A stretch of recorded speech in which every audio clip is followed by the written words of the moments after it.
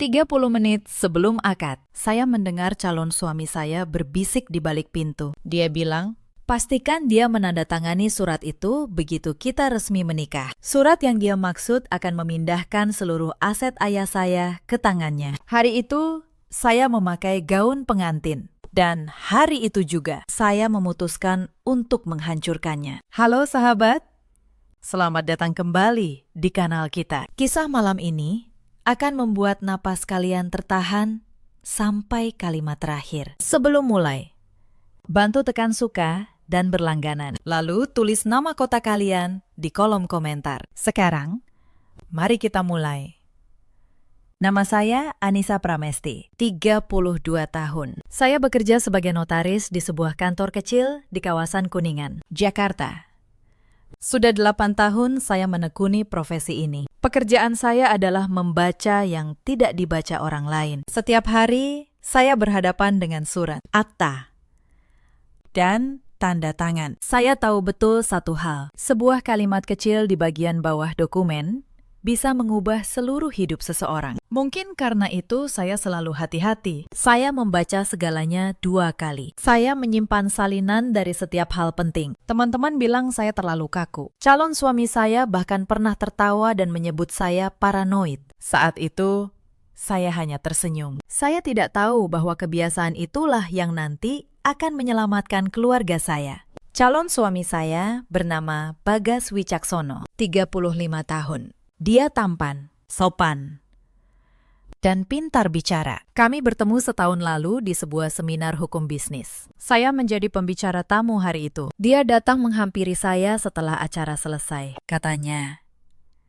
dia kagum pada cara saya menjelaskan hal rumit dengan sederhana. Saya tersanjung. Saya tidak terbiasa dipuji oleh pria seperti dia. Bagas mengaku sebagai konsultan keuangan. Dia berpakaian rapi, mengendarai mobil mahal, dan tahu cara membuat seorang wanita merasa istimewa. Dalam beberapa minggu, dia sudah menjadi bagian dari hari-hari saya. Dia menjemput saya makan siang. Dia mengirim pesan setiap pagi. Dia mengingat hal-hal kecil yang bahkan saya lupa pernah ucapkan. Yang membuat saya benar-benar luluh bukan itu, tapi caranya memperlakukan keluarga saya. Ayah saya, Pak Hartono, 63 tahun, adalah pengusaha properti yang membangun semuanya dari nol. Beliau punya beberapa ruko di Bekasi, tanah di Depok, dan 1 gedung kecil di Tebet. Ibu saya sudah lama meninggal. Sejak itu, ayah membesarkan saya sendirian. Beliau keras, tapi hatinya lembut. Bagas tahu cara mendekati ayah saya. Dia datang ke rumah membawa oleh-oleh. Dia menemani ayah minum kopi di teras setiap akhir pekan. Dia mendengarkan cerita lama ayah tentang masa muda dengan sabar. Lama-lama,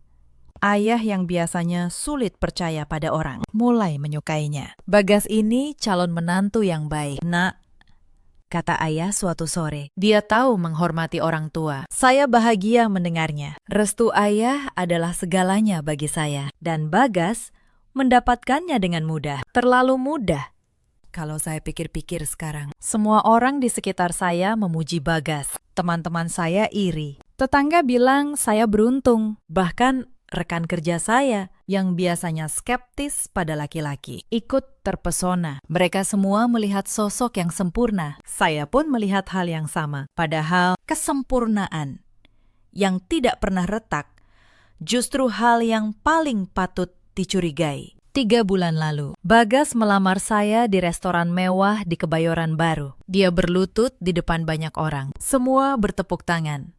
Saya menangis bahagia. Ayah memeluk Bagas erat. Malam itu terasa seperti puncak dari segala doa yang pernah saya panjatkan. Persiapan pernikahan berjalan cepat. Bagas yang mengatur hampir segalanya. Gedung, dekorasi, catering, semua dia urus. Dia bilang, dia ingin saya hanya fokus menjadi pengantin yang cantik. Saya merasa dicintai.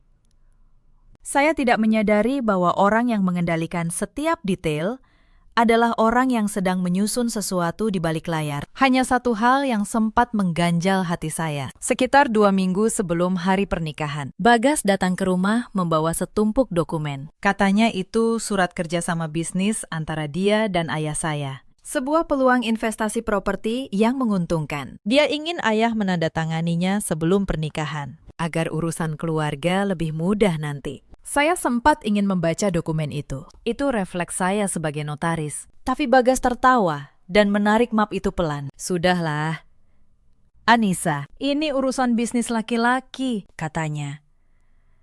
Kamu tidak perlu pusing soal begini. Saya merasa sedikit aneh, tapi saya membuang pikiran itu. Mungkin saya hanya terlalu curiga, pikir saya.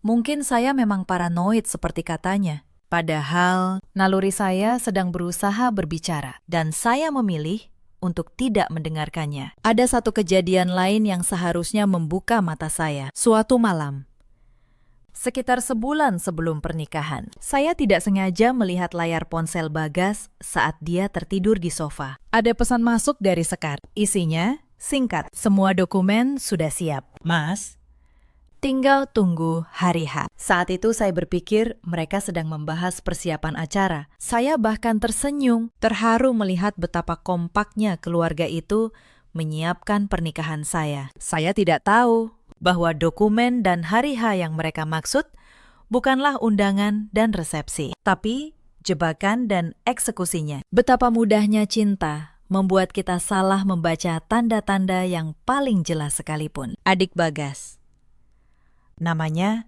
Sekar, 30 tahun, juga sering datang. Dia ramah, manis, dan pandai memuji. Dia selalu memuji masakan, memuji rumah, memuji ayah saya. Tapi ada sesuatu di matanya yang tidak pernah ikut tersenyum. Saya merasakannya, tapi tidak bisa menjelaskannya. Ibu Bagas, Bu Wulandari, 60 tahun. Lebih pendiam. Beliau anggun dan sopan, namun jarang menatap mata saya lama-lama. Saya menganggap itu hanya soal kepribadian. Saya berusaha menyayangi mereka semua. Saya ingin menjadi menantu yang baik. Saya ingin pernikahan ini sempurna. Dan hari itu pun tiba. Pagi itu, langit Jakarta cerah. Gedung pernikahan di kawasan Menteng sudah dihias dengan ribuan bunga. Lampu kristal berkilau di langit-langit. Para tamu mulai berdatangan dengan pakaian terbaik mereka. Aroma melati dan mawar memenuhi udara. Semua terasa seperti mimpi. Saya berdiri di depan cermin ruang rias. Gaun putih ini sudah saya impikan sejak kecil. Perias merapikan helai terakhir rambut saya. Ayah masuk dengan setelan jasnya. Terlihat gagah dan haru. Beliau menggenggam tangan saya. Ibumu pasti bangga melihatmu hari ini, kata ayah pelan. Mata beliau berkaca-kaca. Saya memeluk ayah erat. Di saat itu, saya merasa menjadi wanita paling beruntung di dunia. Saya tidak tahu bahwa dalam 30 menit ke depan, dunia yang saya kira sempurna itu akan runtuh sampai ke fondasinya. Tepat 30 menit sebelum akad, saya keluar dari ruang rias sebentar. Saya ingin menghirup udara dan menenangkan diri. Koridor di belakang panggung sepi dan temaram. Lampu gantung berkilau lembut di atas kepala saya. Langkah saya membawa saya melewati deretan pintu ruang ganti. Saat melewati pintu ruang ganti Bagas, langkah saya terhenti. Saya mendengar suaranya dari dalam. Saya tersenyum tipis. Mungkin dia sedang gugup, pikir saya. Saya hampir mengetuk pintu untuk menggodanya, tapi sesuatu menahan tangan saya. Sebuah kalimat yang seharusnya tidak pernah saya dengar. Tenang, Ma, kata Bagas dari balik pintu. Setelah akad nanti, semuanya akan beres. Suara Bu Wulandari menjawab, terdengar tegang. Tapi Bagas, ini terlalu berisiko. Bagaimana kalau dia membaca surat itu lebih dulu? Saya mengernyit. Surat apa? Saya berhenti melangkah. Tubuh saya membeku di tempat. Naluri yang sama yang 2 minggu lalu saya abaikan, kini berteriak di dalam dada saya. Saya menempelkan diri ke dinding di samping pintu. Saya menahan napas. Dia tidak akan curiga, kata Bagas.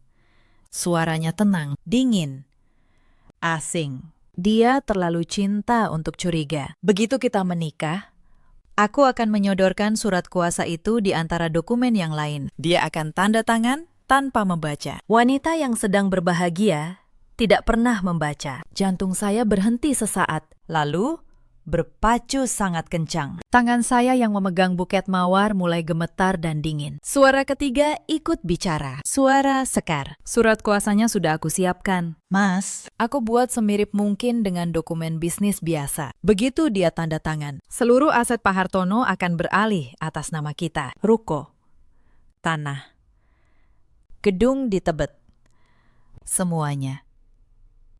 Dunia saya runtuh dalam 1 detik. Suara musik dari ballroom, tawa para tamu, gemerlap lampu. Semuanya seakan lenyap. Yang tersisa hanya dentuman di telinga saya sendiri. Pernikahan ini bukan pernikahan. Ini adalah perampokan yang dibungkus gaun putih dan bunga mawar. Dan saya, calon pengantin yang berbahagia, adalah pintu masuk yang mereka butuhkan. Lalu, bagaimana dengan Anissa sendiri? Tanya Bu Wulandari. Suaranya nyaris berbisik.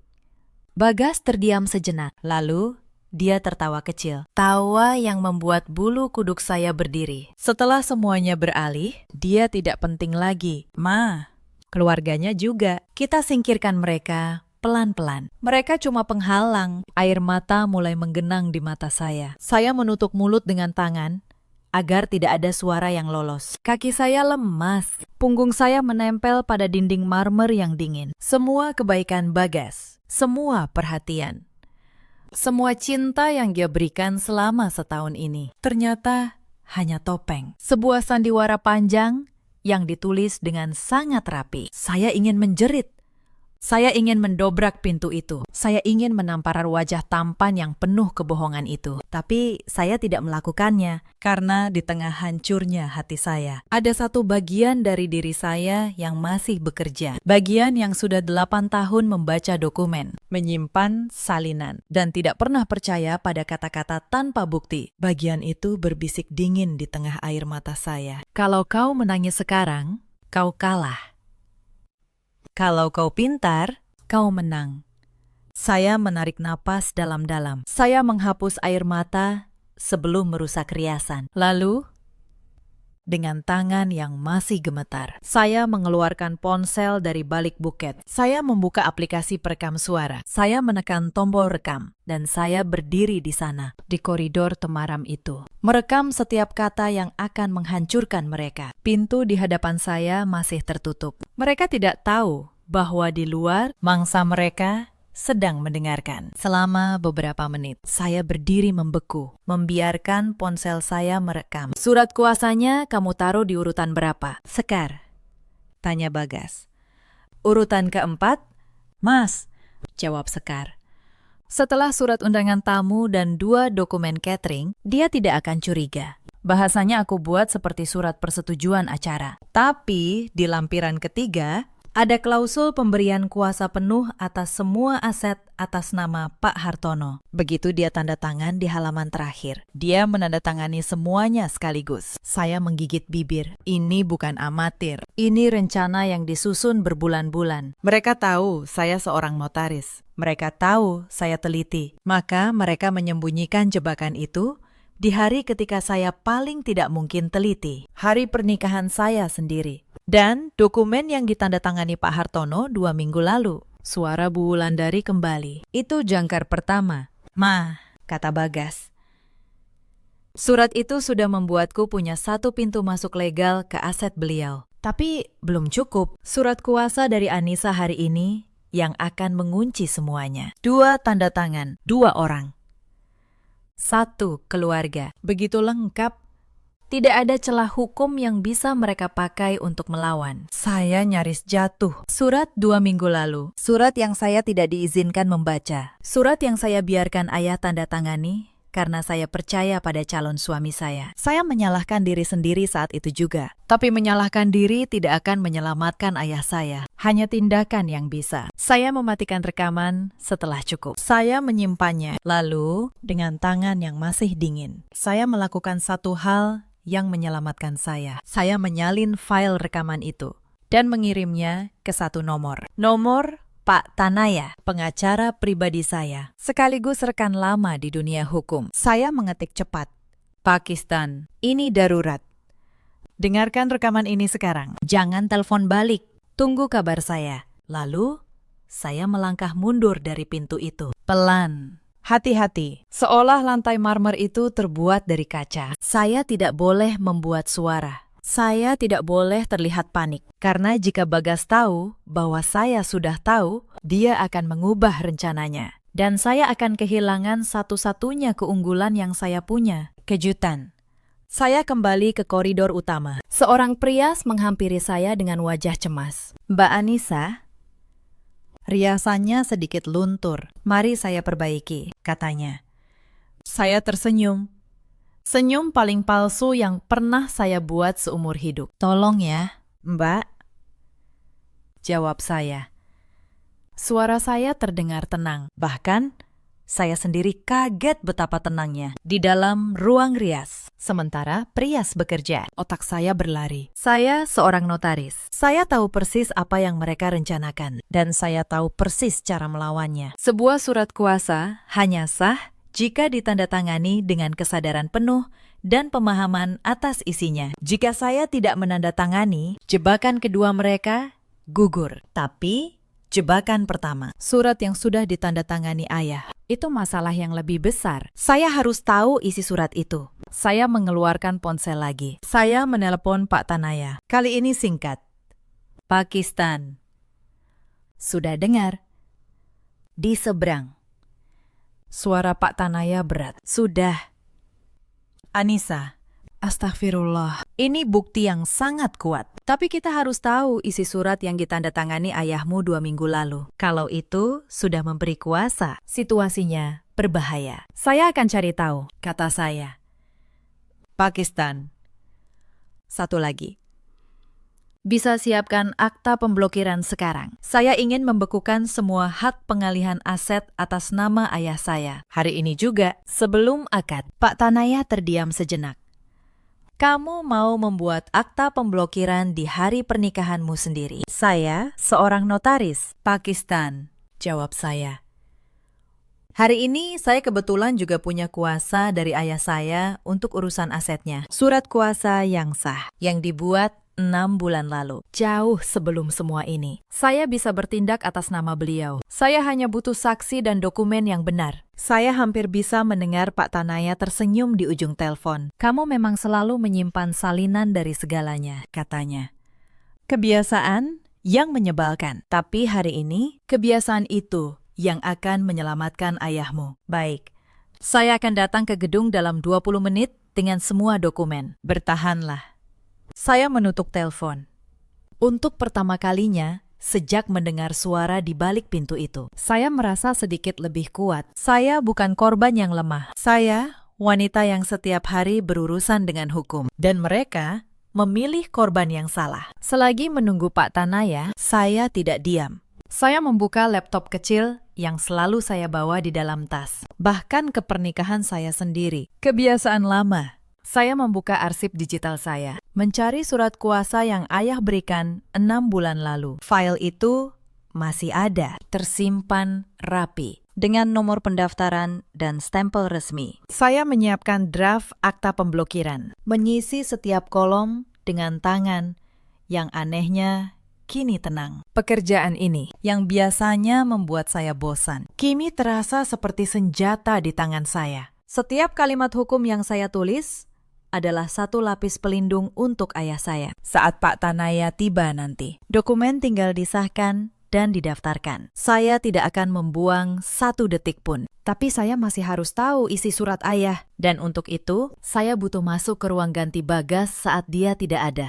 Kesempatan itu datang lebih cepat dari dugaan saya. 10 menit kemudian, dari celah pintu ruang rias, saya melihat Bagas keluar dari ruang gantinya. Dia berjalan ke arah ballroom, ditemani ibunya. Mungkin untuk menyapa tamu. Sekar tidak terlihat. Koridor itu kosong. Saya tidak punya waktu untuk ragu. Saya mengangkat ujung gaun saya dan berjalan cepat ke pintu ruang ganti Bagas. Saya membuka gagang pintunya. Tidak terkunci. Tentu saja, siapa yang akan masuk ke ruang ganti pengantin pria di hari pernikahan? Di dalam, di atas meja rias. Saya melihat sebuah map kulit coklat. Map yang sama yang dibawa Bagas ke rumah 2 minggu lalu. Tangan saya gemetar saat membukanya. Di dalamnya, tumpukan dokumen rapi. Saya membaca cepat. dengan mata seorang notaris yang terlatih membaca dalam hitungan detik. Dan di sana, di halaman ketiga, jantung saya hampir berhenti lagi. Surat yang ditandatangani ayah 2 minggu lalu bukan surat investasi. Itu adalah perjanjian pengikatan yang memberi Bagas hak untuk mewakili Pak Hartono dalam pengelolaan aset. Bahasanya licik, dibungkus istilah bisnis. Tapi maknanya jelas. Itu adalah jangkar pertama. Persis seperti yang Bagas katakan. Lebih buruk lagi di bawahnya. Ada draft surat kuasa kedua yang akan saya tanda tangani hari ini. Yang akan menyatukan 2 jangkar itu menjadi rantai yang mengunci seluruh harta ayah saya. Tapi bukan hanya itu. Di bawah tumpukan surat, ada sebuah amplop terpisah. Saya membukanya cepat. Di dalamnya ada bukti transfer dan catatan rekening. Angka-angka yang membuat saya merinding. Bagas sudah mengeluarkan uang dalam jumlah besar untuk hal yang dia sebut biaya pernikahan. Tapi catatan itu menunjukkan kebenaran lain. Uang itu bukan untuk pesta. Itu adalah pinjaman yang dia ambil dengan jaminan aset ayah saya. Aset yang bahkan belum resmi jadi miliknya. Dia sudah berjudi dengan harta keluarga saya, bahkan sebelum jebakan ini berhasil, kalau rencananya tidak digagalkan hari ini. Ayah saya bukan hanya kehilangan asetnya. Ayah saya akan menanggung utang yang tidak pernah dia ambil. Saya menelan kepahitan itu. Saya mengeluarkan ponsel. Saya memotret setiap halaman. Tangan saya gemetar, tapi saya memaksanya diam. 1 halaman, 2 halaman, 5 halaman. Saya merekam semua bukti yang saya butuhkan. Lalu saya mengembalikan map dan amplop itu ke posisi semula. Persis seperti sebelumnya. Saya keluar dari ruangan itu, menutup pintu pelan. Dan kembali ke koridor seolah tidak terjadi apa-apa. Saat saya berbalik, jantung saya nyaris copot. Sekar sedang berdiri di ujung koridor, menatap saya. "Mbak Anissa," kata Sekar. Senyumnya manis seperti biasa, tapi matanya tajam. "Sedang apa di sini? Bukankah akad sebentar lagi?" Saya membalas senyumnya. "Tenang. Saya sudah belajar mengendalikan wajah saya dalam 8 tahun menghadapi klien yang berbohong di depan saya. Aku cuma cari udara." "Sekar," kata saya. "Gugup sekali rasanya. Tadi aku kira ruang ini ruang rias. Ternyata salah pintu." Saya tertawa kecil. "Kamu lihat sendiri kan? Aku ini gampang panik." Mata Sekar menyipit sejenak. Lalu, dia tertawa juga. "Mbak Anissa ini lucu. Ayo, kita ke depan." Mas Bagas sudah menunggu di altar. Saya mengangguk. Tapi di dalam hati, saya tahu satu hal. Sekar tidak sepenuhnya percaya. Saya harus bergerak lebih cepat. Waktu saya hampir habis. Saat berjalan menuju ballroom, saya menelpon ayah saya diam-diam. Sambil pura-pura merapikan gaun, telepon diangkat di dering kedua. "Anissa, kamu di mana?" "Nak, acara sebentar lagi." Suara ayah ceria. "Ayah," bisik saya. Suara saya bergetar, tapi saya menahannya. "Dengarkan baik-baik. Jangan bereaksi. Jangan menunjukkan apa-apa di wajah ayah. Surat yang Bagas suruh ayah tanda tangani 2 minggu lalu. Ayah masih ingat." Hening sebentar. "Ingat. Surat investasi itu." "Kenapa? Itu bukan surat investasi." "Ayah," kata saya. "Itu surat yang memberi Bagas kuasa atas aset ayah. Dan hari ini, mereka berencana menjebak saya menandatangani surat kedua, supaya seluruh harta ayah jatuh ke tangan mereka. Saya mendengar mereka sendiri yang merencanakannya. Saya punya rekaman, saya bisa mendengar napas ayah tertahan di seberang. Anissa, ayah, percaya pada saya, kata saya cepat. Saya sudah hubungi Pak Tanaya. Dia sedang dalam perjalanan kemari membawa dokumen. Saya butuh ayah tetap tenang. Jangan beritahu siapapun. Jangan ubah ekspresi. Bersikaplah seperti ayah dari pengantin yang berbahagia. Bisa. Ayah. Beberapa detik berlalu. Lalu, suara ayah kembali. Kali ini berbeda. Bukan suara ayah yang haru di ruang rias tadi, tapi suara seorang pengusaha yang membangun segalanya dari nol, yang tahu kapan harus bertarung. Bisa. Nak, kata ayah dingin dan mantap. Lakukan apa yang harus kamu lakukan. Ayah percaya padamu sepenuhnya. Telepon ditutup. Dan saya tahu Saya tidak sendirian lagi. Saya tiba di pintu ballroom. Para tamu sudah duduk. Panggung dihiasi bunga dan kain sutra. Di altar, Bagas berdiri dengan setelan putih, tampan dan sempurna. Tersenyum ke arah pintu, menunggu pengantinnya berjalan masuk. Senyum yang dulu membuat hati saya hangat. Kini senyum itu membuat saya mual. Penghulu sudah siap. Buku nikah terbuka di atas meja. Dan di samping meja itu, saya melihatnya. Map kulit coklat. Mereka sudah memindahkannya ke sana. Siap untuk disodorkan kepada saya begitu akad selesai. Tepat seperti rencana mereka. Saya menarik napas. Pak Tanaya belum tiba. Saya harus mengulur waktu. Saya melangkah pelan menuju ayah saya yang berdiri di sisi. Lalu berbisik agar penghulu menunggu sebentar karena saya merasa pusing dan butuh minum. Para tamu berbisik simpati. Seorang pengantin yang gugup, pikir mereka. Bagas menghampiri saya dengan wajah penuh kekhawatiran palsu. Kamu tidak apa-apa, sayang? Tanyanya lembut. Tangannya menyentuh pundak saya. Saya menatap matanya. Dan untuk sesaat, saya hampir tergoda untuk percaya lagi. Wajah itu begitu meyakinkan, begitu penuh cinta. Kalau saja saya tidak mendengar suaranya di balik pintu. Saya pasti akan menikahinya dengan bahagia hari ini. Saya pasti akan menandatangani surat itu sambil tersenyum. Dan keluarga saya akan hancur dalam diam. Aku tidak apa-apa, Bagas, kata saya pelan. Ini momen besar. Beri aku waktu sebentar. Tentu, katanya. Apapun untukmu, apapun untukku. Kata-kata itu menggema di kepala saya seperti ejekan. Saya menelan kepahitan itu dan tersenyum lagi. Di saat itu, ponsel saya bergetar pelan. Sebuah pesan dari Pak Tanaya. Saya di lobi bersama 2 saksi dan notaris rekan. Dokumen lengkap. Aku tunggu aba-aba darimu. Saya membaca pesan itu sambil pura-pura mengelap keringat. Lalu, saya melihat sesuatu yang membuat darah saya berdesir. Di sudut ballroom, Sekar sedang berbisik di telinga Bu Wulandari sambil menatap ke arah saya. Wajah Bu Wulandari berubah. Sekar curiga dan dia sedang menularkan kecurigaannya. Waktu saya benar-benar habis. Saya harus bertindak sekarang.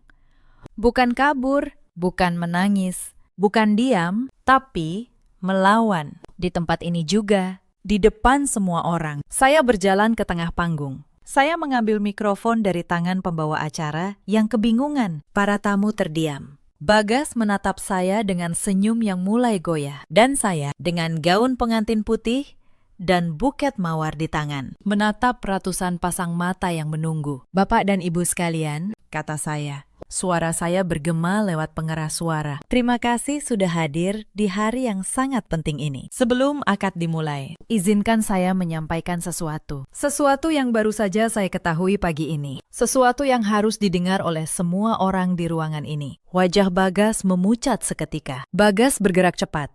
Dia melangkah ke arah saya, mencoba meraih mikrofon. Anissa, kamu kenapa? Katanya. Suaranya rendah, tapi panik. Jangan begini di depan tamu. Kita bicara di belakang saja, ya. Saya melangkah mundur, menjauhkan mikrofon dari jangkauannya. Tidak. Bagas, kata saya, tenang. Justru semua orang harus dengar, karena ini menyangkut kepercayaan. Dan kepercayaan harus dibuktikan di depan banyak orang, bukan dibisikkan di balik pintu. Saya melihat tubuh Bagas menegang saat saya mengucapkan kata di balik pintu. Dia tahu. Sekarang dia tahu bahwa saya tahu. Wajahnya berubah dari panik menjadi waspada. Mata kami bertemu. Untuk pertama kalinya, topeng itu jatuh. Dan saya melihat siapa dia sebenarnya. Bukan calon suami yang mencintai saya, tapi seorang pemangsa yang baru menyadari mangsanya berbalik menggigit. Bu Wulandari berdiri dari kursinya. Anissa, sayang, kamu pasti kelelahan, katanya dengan nada manis yang dibuat-buat. Ayo, Ibu temani istirahat. Acara bisa ditunda sebentar. Beliau berjalan mendekat, mencoba menarik lengan saya, mencoba menyingkirkan saya dari panggung. Saya menatap perempuan itu. Perempuan yang sebentar lagi saya panggil Ibu. Perempuan yang tadi pagi memeluk saya dan bilang betapa cantiknya saya. Tidak usah repot, Bu, kata saya. Saya sangat sehat. Pikiran saya sangat jernih. Justru baru hari ini saya merasa benar-benar bangun. Saya mengangkat ponsel saya tinggi-tinggi agar terlihat semua orang. Sekitar 30 menit yang lalu, kata saya. Saya berdiri di koridor belakang, tepat di depan ruang ganti calon suami saya. Dan saya mendengar sebuah percakapan. Percakapan yang tidak seharusnya saya dengar. Saya merekamnya. Dan sekarang saya akan memutarnya untuk kalian semua. Anissa, jangan. Bagas hampir berteriak. Keringat membasahi dahinya. Senyumnya hilang sepenuhnya. Tapi saya sudah menekan tombol putar dan saya mendekatkan ponsel ke mikrofon. Suara Bagas sendiri menggema ke seluruh ruangan. Dingin, jelas, tak terbantahkan. Begitu kita menikah, aku akan menyodorkan surat kuasa itu di antara dokumen yang lain. Dia akan tanda tangan tanpa membaca. Para tamu terdiam total. Lalu suara Sekar menyusul dari rekaman. Begitu dia tanda tangan, seluruh aset Pak Hartono akan beralih atas nama kita. Ruko, tanah, gedung di Tebet, semuanya. Bisik-bisik mulai menyebar di antara para tamu seperti api di rumput kering. Wajah-wajah yang tadi tersenyum, kini berubah ngeri. Saya melihat beberapa kerabat Bagas menundukkan kepala. Saya melihat teman-teman saya menutup mulut dengan tangan. Lalu suara terakhir dari rekaman itu menggema. Suara Bagas. Setelah semuanya beralih, dia tidak penting lagi. Keluarganya juga, kita singkirkan mereka pelan-pelan. Saya menghentikan rekaman. Ruangan itu sunyi seperti kuburan. Wajah Bagas sudah putih seperti kertas. Bu Wulandari terhuyung ke kursinya. Sekar berdiri kaku di sudut. Untuk pertama kalinya, senyumnya benar-benar hilang. Ratusan tamu menatap mereka bertiga dengan tatapan yang berubah dari kekaguman menjadi kejijikan. Itu rekaman palsu, teriak Bagas akhirnya. Suaranya pecah. Dia mengarahnya. Dia cemburu. Dia tidak waras. Bapak Ibu sekalian, jangan percaya padanya. Saya tersenyum. Senyum yang tenang. Aku menduga kamu akan bilang begitu, kata saya. Karena itu, aku tidak hanya membawa rekaman. Saya menoleh ke arah pintu ballroom. Pak Tanaya, panggil saya. Silakan masuk. Pintu besar ballroom terbuka. Pak Tanaya melangkah masuk dengan setelan abu-abunya yang rapi. Ditemani 2 orang saksi dan seorang notaris rekan saya. Di tangannya setumpuk map dokumen. Langkahnya mantap. Wajahnya tenang, seperti seorang hakim. Para tamu menyibak memberi jalan. Selamat siang, Bapak dan Ibu, kata Pak Tanaya. Suaranya berwibawa. Saya Tanaya, pengacara dan rekan notaris dari Nona Anissa Pramesti. Saya datang untuk memperjelas satu hal, bahwa apa yang baru saja kalian dengar bukan rekaman palsu. Itu adalah bukti sah atas sebuah rencana penipuan dan pengalihan aset secara melawan hukum. Bagas menatapnya dengan mata liar. Kamu tidak punya hak. Saya punya semua hak yang saya butuhkan. Potong Pak Tanaya. Tenang. Dia membuka map pertama. Mari kita bicara dengan dokumen. 2 minggu lalu, Saudara Bagas Wicaksono meminta Pak Hartono menandatangani sebuah surat yang dia sebut perjanjian investasi. Surat itu, pada kenyataannya, adalah pemberian kuasa pengelolaan aset. Saya punya salinannya di sini, di foto pagi ini, dari ruang ganti saudara sendiri. Saya melihat Bagas tersentak. Dia menoleh ke arah map kulit coklat di samping meja penghulu, lalu kembali menatap saya. Wajahnya penuh kengerian saat menyadari bahwa saya sudah masuk ke ruangannya, bahwa saya sudah melihat segalanya. Dan hari ini, lanjut Pak Tanaya, membuka map kedua. Saudara berencana menyodorkan surat kuasa kedua kepada Nona Anissa, disamarkan sebagai dokumen acara, agar seluruh aset Pak Hartono beralih sempurna ke tangan saudara. 2 tanda tangan, 2 orang. 1 jebakan. Bukankah begitu, kata saudara sendiri di rekaman tadi? Bagas tidak menjawab. Dia tidak bisa menjawab, tapi ada satu hal yang tidak saudara perhitungkan, kata Pak Tanaya. Dia menoleh ke arah saya, dan untuk pertama kalinya, dia tersenyum. Saudara lupa bahwa Nona Anissa bukan pengantin biasa. Dia seorang notaris, dan dia sudah menyiapkan langkahnya. Saya maju selangkah. Saya mengambil alih dari Pak Tanaya, karena ini adalah momen saya. Bagas, kata saya.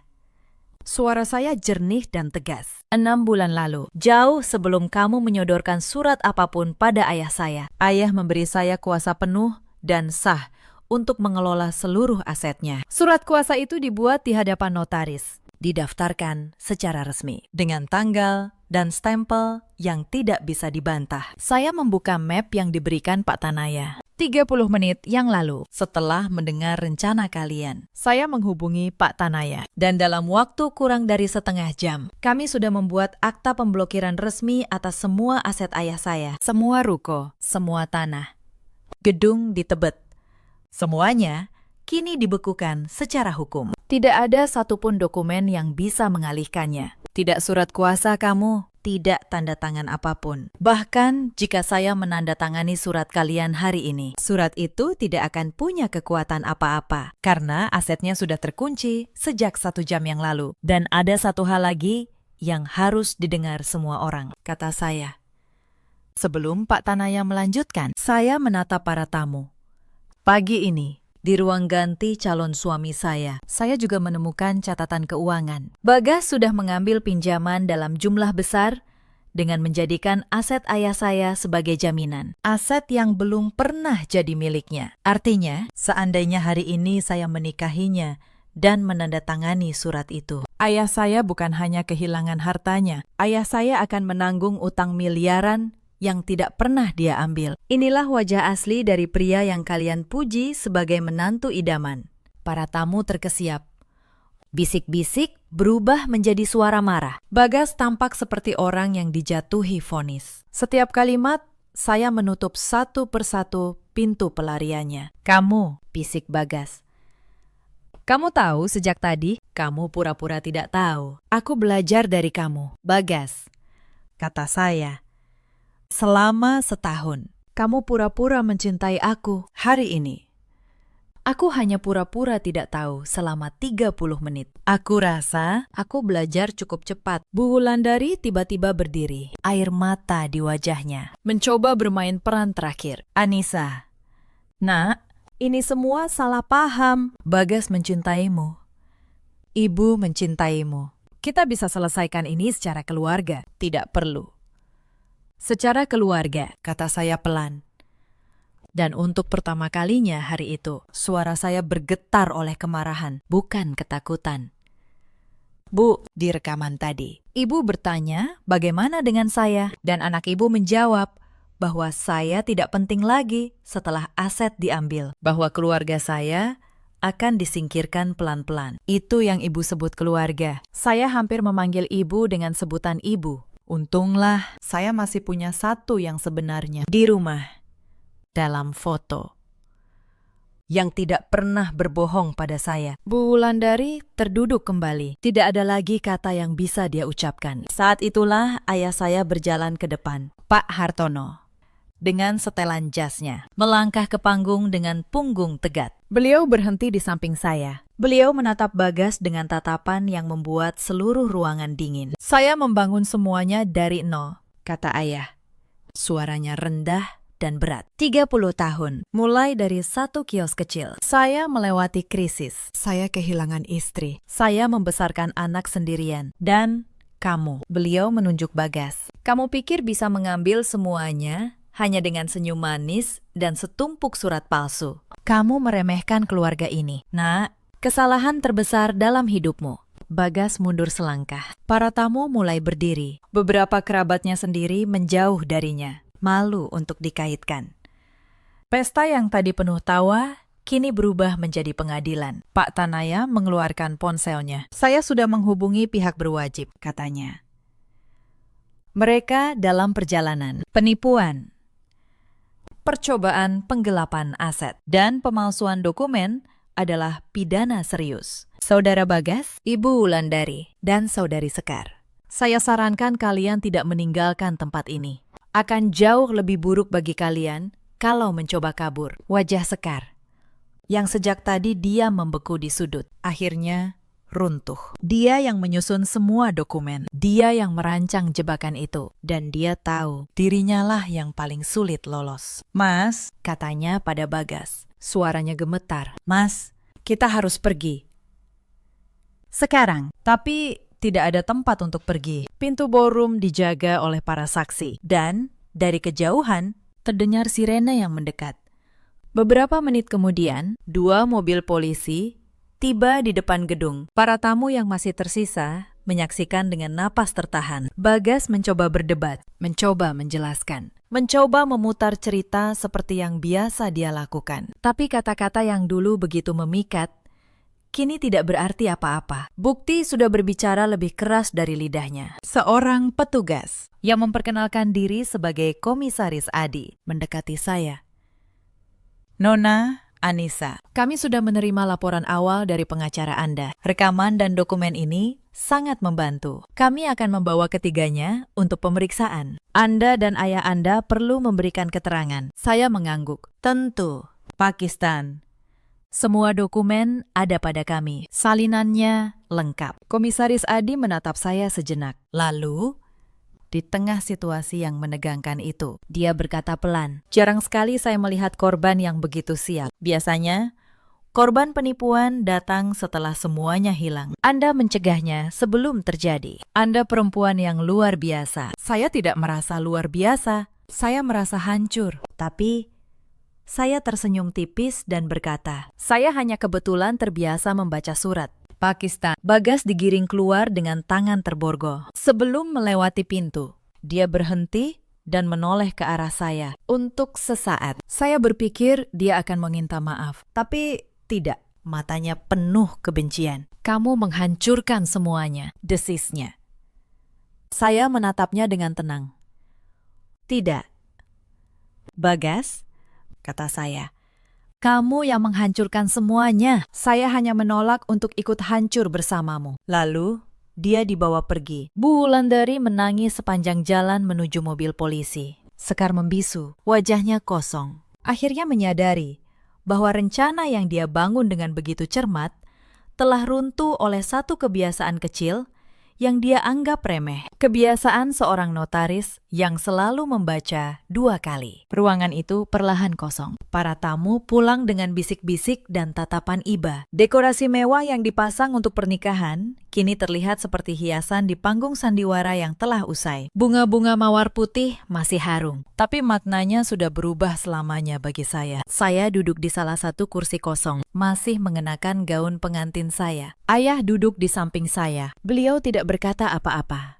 Beliau hanya menggenggam tangan saya erat, seperti yang beliau lakukan tadi pagi di ruang rias. Bedanya, tadi pagi genggaman itu adalah genggaman haru. Kini, genggaman itu adalah genggaman seorang ayah yang hampir kehilangan segalanya, tapi diselamatkan oleh anaknya sendiri. "Maafkan ayah." "Nak," kata beliau akhirnya. Suaranya serak.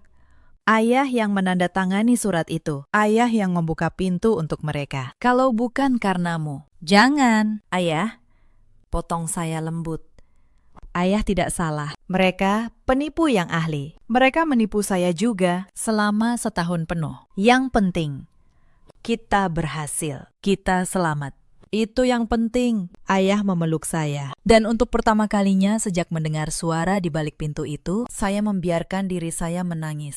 Bukan tangisan ketakutan, bukan tangisan pengantin yang dikhianati, tapi tangisan lega seorang anak perempuan yang berhasil melindungi satu-satunya keluarga yang dia punya. Hari yang seharusnya menjadi hari pernikahan saya berakhir di ruang interogasi kantor polisi. Masih dengan gaun putih di tubuh saya, tapi saya tidak menyesalinya. Sama sekali tidak. Proses hukum berjalan selama berbulan-bulan. Rekaman suara, foto, dokumen, surat kuasa palsu, dan akta pemblokiran yang saya buat hari itu menjadi bukti yang tak terbantahkan. Pengacara Bagas mencoba berbagai cara, tapi kebenaran terlalu jelas untuk diputarbalikkan. Di persidangan, satu persatu kebohongan mereka terbongkar. Ternyata, ini bukan kali pertama Bagas melakukannya. Ada 2 perempuan lain sebelum saya, di kota berbeda, yang kehilangan harta keluarga karena percaya pada senyumnya. Bedanya, mereka baru sadar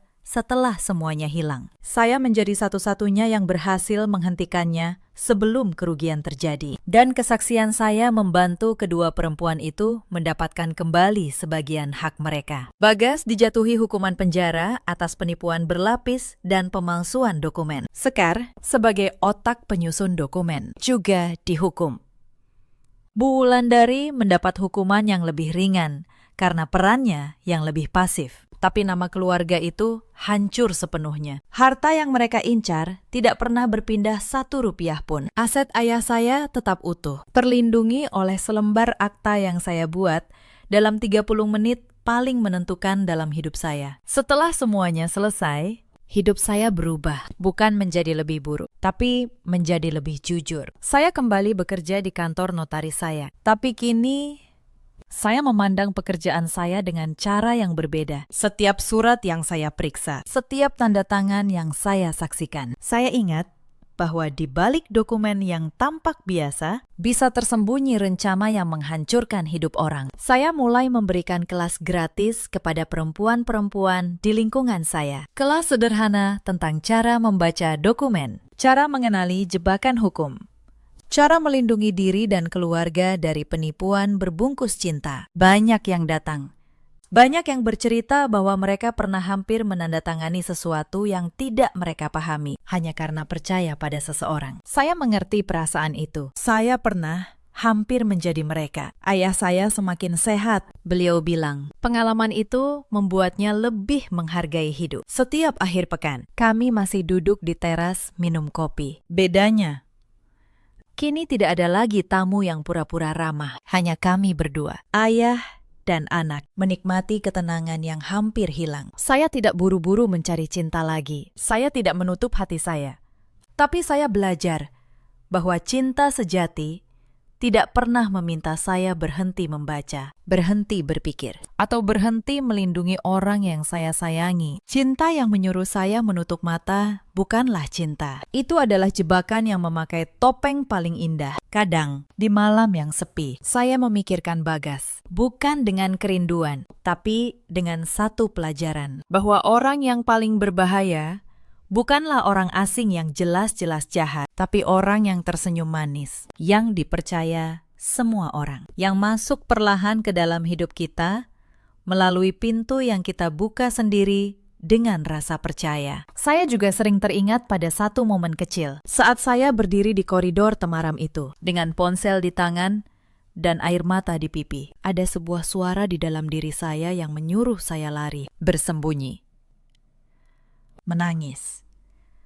Tapi ada suara lain, suara yang lebih tenang, yang menyuruh saya berpikir. Hari itu saya belajar bahwa keberanian bukan berarti tidak takut. Keberanian adalah tetap berpikir jernih, justru di saat kita paling ketakutan. Saya takut setengah mati hari itu, tapi saya menolak membiarkan ketakutan itu mengambil keputusan untuk saya. Cerita ini mengajarkan satu hal yang sangat penting. Jangan pernah menandatangani apapun yang tidak kalian baca dan pahami sepenuhnya, sekalipun yang menyodorkannya adalah orang yang paling kalian cintai. Dan jangan pernah membiarkan rasa bahagia membuat kalian berhenti waspada, karena justru di saat kita paling berbahagia, kita paling mudah ditipu. Ada banyak perempuan di luar sana yang seperti saya dulu, yang dibutakan oleh perhatian dan janji manis, yang merasa beruntung mendapatkan pria sempurna, tanpa pernah bertanya, kenapa kesempurnaan itu tidak pernah retak sedikit pun. Untuk kalian, saya ingin berkata, mendengarkan naluri kalian bukan tanda paranoid. Itu adalah tanda bahwa kalian menghargai diri sendiri. Ada juga banyak pria di luar sana seperti Bagas, yang menjadikan cinta sebagai alat dan pernikahan sebagai jebakan. Mereka pandai bicara, pandai memikat, pandai membuat keluarga kalian jatuh hati. Tapi ingatlah, orang yang benar-benar mencintai kalian tidak akan pernah meminta kalian menyerahkan masa depan keluarga kalian sebagai syarat. Dan ada pula para keluarga di luar sana yang demi harta rela mengorbankan hati nurani, yang menjadikan ikatan keluarga sebagai kedok untuk merampas. Kepada mereka, waktu selalu punya cara untuk membuktikan bahwa tidak ada kebohongan yang bisa bersembunyi selamanya. Cepat atau lambat, kebenaran selalu menemukan jalannya keluar. Hari itu, saya kehilangan sebuah pernikahan. Tapi saya menemukan sesuatu yang jauh lebih berharga. Saya menemukan bahwa kekuatan terbesar seorang perempuan bukan terletak pada seberapa banyak yang dia maafkan, tapi pada keberaniannya untuk berdiri dan melindungi apa yang dia cintai, bahkan saat dunia menyuruhnya diam dan tersenyum. Saya bukan lagi perempuan naif yang mudah percaya pada janji manis. Saya telah menjadi perempuan yang tahu nilai dirinya, yang tahu kapan harus mencintai dan kapan harus melawan. Dalam hidup, kita selalu punya pilihan. Kita bisa memilih menutup mata demi sebuah kebahagiaan yang semu, atau membuka mata dan menghadapi kebenaran sepahit apapun itu. Saya memilih membuka mata, dan saya tidak pernah menyesalinya. Bagaimana dengan kalian? Apa yang akan kalian lakukan jika berada di posisi saya? 30 menit sebelum akad. Ceritakan kisah kalian di kolom komentar. Terima kasih sudah menemani sampai akhir. Saat Bu Surti dengan sengaja menumpahkan sisa air pewarna ke selembar kain putih di pangkuan saya, di depan seluruh tamu undangan. Ruangan itu mendadak senyap. Mereka semua menunggu saya menangis. Mereka pikir saya akan berteriak atau lari keluar sambil menutup wajah. Tapi saya hanya meletakkan kain yang sudah ternoda itu di atas meja, pelan. Lalu saya berdiri. Saya mengajukan perceraian, kata saya. Detik itu juga, semua orang di ruangan terdiam. Cangkir teh berhenti di udara. Bu Surti membeku dengan tangan masih memegang baskom kosong. Dan suami saya, Mas Damar, menatap saya seolah baru pertama kali melihat wajah istrinya sendiri. Halo, sahabat, selamat datang kembali di kanal ini. Tempat kita berbagi kisah-kisah kehidupan yang mungkin pernah terjadi di sekitar kita. Jika cerita hari ini menyentuh hati Anda, jangan lupa tinggalkan jejak di kolom komentar. Mari kita mulai. Nama saya Maharani. Orang-orang memanggil saya Rani. Usia saya 34 tahun. Sudah 8 tahun saya menjadi menantu di keluarga Wirakusuma, pemilik rumah batik yang namanya dikenal sampai ke luar negeri. Aroma malam panas yang meleleh di atas kompor kecil selalu punya cara tersendiri untuk menenangkan jiwa saya. Bau lilin batik itu, bagi orang lain mungkin menyengat. Bagi saya, itu bau rumah. Bau tempat saya merasa paling hidup. Saya bukan perempuan kota besar. Saya lahir di sebuah kampung kecil di Jawa Tengah. Tempat nenek saya dulu membatik di emperan rumah. Sampai jari-jarinya bernoda biru indigo seumur hidup. Dari beliau, saya belajar membaca warna. Belajar bahwa setiap helai kain punya nyawa. Dan nyawa itu lahir dari kesabaran tangan yang menggoresnya. Saya bertemu Mas Damar 12 tahun lalu di sebuah pameran kerajinan di Yogyakarta. Waktu itu saya hanya pengrajin kecil yang menjaga satu meja di sudut paling ujung. Dia datang, melihat kain saya, dan berkata bahwa motif saya berbeda dari yang lain. Katanya, kain saya seperti bercerita. Saya jatuh cinta bukan pada keluarganya yang kaya. Saya jatuh cinta pada lelaki yang waktu itu memandang karya saya seolah itu hal paling berharga di dunia. Keluarga Wirakusuma tinggal di rumah besar bergaya kolonial di kawasan Menteng. Halamannya luas, pagarnya tinggi, dan di dalamnya tergantung foto-foto kejayaan 3 generasi. Rumah batik mereka, Wirakusuma, sudah berdiri sejak zaman kakek Mas Damar. Tapi yang tidak banyak orang tahu, sejak 1 dekade terakhir, nama besar itu nyaris kehilangan napasnya. Penjualan menurun. Motif-motif lama dianggap kuno. Pembeli berpindah ke merek lain yang lebih segar. Sampai akhirnya saya datang. Saya tidak akan membual, tapi izinkan saya menceritakan apa adanya. 3 koleksi yang menyelamatkan Wirakusuma dari kebangkrutan. Semuanya lahir dari tangan saya. Motif embun pagi, motif akar langit, dan motif senja tua yang akhirnya menembus pasar ekspor ke Jepang dan Belanda. 3 koleksi itu yang membuat rumah batik ini kembali punya nama. Saya merancangnya. Saya yang meracik pewarna alaminya. Formula yang saya kembangkan sendiri selama bertahun-tahun. Mencampur indigo, kayu tinggi, dan mengkudu sampai menemukan warna yang tidak bisa ditiru bengkel manapun. Saya yang melatih para pengrajin. Saya yang duduk berjam-jam menemui pembeli dari luar negeri. Tapi di rumah ini, saya bukan perancang. Saya hanya menantu. Bu Surti, ibu mertua saya, tidak pernah sekalipun menyebut nama saya saat ada tamu. Jika ada wartawan datang meliput, beliau akan duduk di tengah, mengenakan kebaya termahalnya, dan berkata bahwa semua keindahan ini adalah warisan keluarganya, bahwa darah seni Wirakusuma mengalir turun-temurun. Saya berdiri di belakang, membawa nampan, menuang teh, sambil mendengar karya saya sendiri diklaim sebagai milik orang lain. Awalnya saya diam karena cinta. Saya pikir asal Mas Damar bahagia, asal rumah tangga ini utuh, harga diri saya bisa saya simpan dulu. Saya salah. Diam, saya tidak pernah dibaca sebagai pengorbanan. Diam, saya dibaca sebagai kelemahan. Adik ipar saya, Nindya, paling pandai membaca kelemahan itu. Usianya 30 tahun. Dia anak bungsu, kesayangan Bu Surti. Dan dia tidak pernah menyentuh canting seumur hidupnya. Tapi dia punya satu bakat yang sangat dia banggakan. Bakat mengambil apa yang bukan miliknya, lalu membuatnya tampak seolah memang haknya. Nindya menyebut dirinya penerus Wirakusuma. Dia berfoto di depan kain-kain rancangan saya, mengunggahnya ke media sosial, menulis bahwa inilah hasil sentuhan tangannya. Para pembeli memuji, Bu Surti tersenyum bangga. Dan saya, perempuan yang benar-benar menggoreskan lilin di kain itu, hanya menonton dari dapur. Mas Damar tahu semua itu. Dia tahu siapa yang sebenarnya bekerja. Tapi setiap kali saya mencoba bicara, dia menghela napas dan berkata hal yang sama. Sudahlah, Rani, ibu sudah tua. Nindya itu adikku. Mengalah sedikit tidak akan membuatmu mati. Mengalah sedikit. Kalimat itu diulang ratusan kali selama 8 tahun. Sampai saya hampir percaya bahwa keberadaan saya memang sekecil itu. Tapi malam itu, di ruang tamu besar keluarga Wirakusuma, sesuatu di dalam diri saya akhirnya patah. Dan ketika sesuatu patah, ia tidak bisa disambung kembali hanya dengan kata mengalah. Mari saya ceritakan bagaimana semuanya sampai ke titik itu. 3 bulan sebelum malam perceraian, datang sebuah kabar besar ke rumah batik Wirakusuma. Sebuah perusahaan tekstil dari Jepang ingin menjalin kontrak ekspor jangka panjang.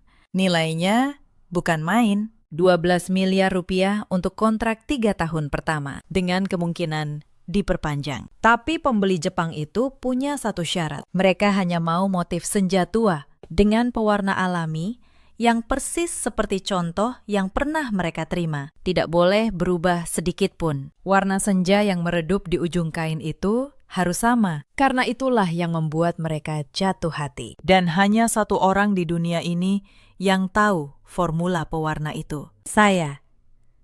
Seharusnya itu menjadi momen saya dihargai. Tapi yang terjadi justru sebaliknya. Begitu kontrak besar itu terlihat di depan mata, keluarga Wirakusuma mulai gelisah. Mereka takut pada satu kenyataan yang selama ini mereka pura-pura lupakan, bahwa nyawa dari kejayaan mereka ada di tangan seorang menantu kampung. Insiden pertama terjadi seminggu setelah kabar itu datang. Pagi itu, saya masuk ke ruang kerja saya. Ruangan kecil di belakang tempat saya menyimpan catatan formula, sketsa motif, dan sampel kain. Pintunya terbuka. Lemari arsip saya berantakan. Buku catatan formula pewarna saya. Buku tebal bersampul coklat yang sudah saya tulis selama bertahun-tahun hilang. Saya tahu siapa yang mengambilnya, tapi saya tidak berteriak. Saya hanya berdiri diam, memandangi laci yang menganga. Lalu, saya tersenyum tipis karena mereka tidak tahu satu hal. Buku itu hanya berisi formula lama, formula yang sudah saya ubah diam-diam 2 tahun lalu. Yang asli ada di tempat lain, di kepala saya. Sore itu, Nindya berlagak sibuk di ruang produksi, memegang buku catatan saya. Berpura-pura membaca, seolah dia mengerti. Dia memerintahkan para pengrajin meracik warna sesuai catatan itu. Hasilnya keluar keesokan harinya. Warnanya kusam. Senja yang seharusnya hangat, malah berubah menjadi coklat lumpur yang mati. Bu Yuli, kepala pengrajin yang sudah bekerja 20 tahun di sana, datang diam-diam menemui saya di dapur. Beliau berbisik, "Nak Rani, ini tidak akan jadi. Warnanya salah. Hanya tangan Nak Rani yang bisa." Saya menggenggam tangannya. Saya bilang, "Sabar, Bu. Biarkan saja dulu." Bu Yuli tidak mengerti maksud saya waktu itu. Tapi malam itu, untuk pertama kalinya, dalam waktu yang lama, saya tidur dengan tenang. Insiden kedua datang dari Mas Damar. Suatu malam, dia masuk ke kamar dengan wajah yang sudah saya hafal. Wajah orang yang akan meminta saya mengalah lagi. Dia duduk di tepi ranjang, lalu berkata bahwa keluarga ingin saya menandatangani sebuah surat. "Surat apa?" tanya saya. Dia menjelaskan dengan suara yang dibuat selembut mungkin. Katanya, "Ini hanya formalitas, surat pernyataan bahwa semua motif dan formula yang pernah saya buat selama menjadi bagian dari Wirakusuma adalah milik perusahaan keluarga, bukan milik pribadi saya." Saya menatap matanya lama sekali. Lelaki yang dulu berkata, "Kain saya seperti bercerita," kini meminta saya menyerahkan seluruh cerita itu dengan cuma-cuma. "Kenapa harus sekarang?" tanya saya pelan. Dia tidak bisa menjawab. Dia hanya bilang, "Ini demi keluarga." "Rani, kau kan juga bagian dari keluarga." Saya bilang, "Saya butuh waktu untuk membaca suratnya." Dia mengangguk, lega. Mengira saya akan menurut seperti biasa. Malam itu saya membaca surat itu sampai pagi, setiap kalimatnya. Dan saya tahu, ini bukan formalitas. Ini perampokan yang ditulis dengan bahasa hukum yang rapi. Saya tidak menandatanganinya. Tapi saya juga tidak menolak terang-terangan. Saya hanya berkata bahwa saya ingin seorang notaris menjelaskan isinya lebih dulu, supaya saya paham betul. Permintaan yang terdengar wajar. Permintaan yang membuat mereka tidak curiga. Esoknya, diam-diam, saya menghubungi seseorang. Namanya Pak Hartono. Beliau notaris. Teman lama almarhum ayah saya. Orang yang sudah saya anggap seperti paman sendiri. Saya menceritakan semuanya. Dan dari beliau, saya belajar sesuatu yang mengubah segalanya. Pak Hartono bertanya, "Rani, koleksi-koleksi itu, motif embun pagi, akar langit, senja tua, kau daftarkan atas nama siapa?" Saya terdiam. Karena jawabannya adalah tidak atas nama siapapun. Selama ini, tidak ada yang pernah mendaftarkannya secara resmi. Tidak Bu Surti, tidak Nindya, tidak juga perusahaan. Karya itu seperti anak yang lahir tanpa akta. Ada, hidup, menghasilkan uang. Tapi secara hukum tak bertuan. Pak Hartono menatap saya. Berarti secara hukum, pencipta motif itu adalah orang yang bisa membuktikan dialah yang merancangnya. Kau punya buktinya? Saya punya. Saya punya semua sketsa awal bertanggal, foto-foto proses, catatan harian kerja saya bertahun-tahun, bahkan rekaman saat saya mengajari para pengrajin. Semua tersimpan rapi karena diam-diam, jauh di dalam hati. Mungkin saya sudah lama tahu hari ini akan datang. Kalau begitu, kata Pak Hartono pelan, kita masih punya waktu. Tapi, kau harus bergerak sebelum mereka. Insiden ketiga membuat saya sadar betapa busuknya rencana mereka. Suatu siang, saya tidak sengaja mendengar percakapan dari balik pintu ruang tamu. Suara Bu Surti dan Nindya. Mereka pikir saya sedang di pasar. Setelah dia tanda tangan surat itu, kita tidak butuh dia lagi, kata Nindya.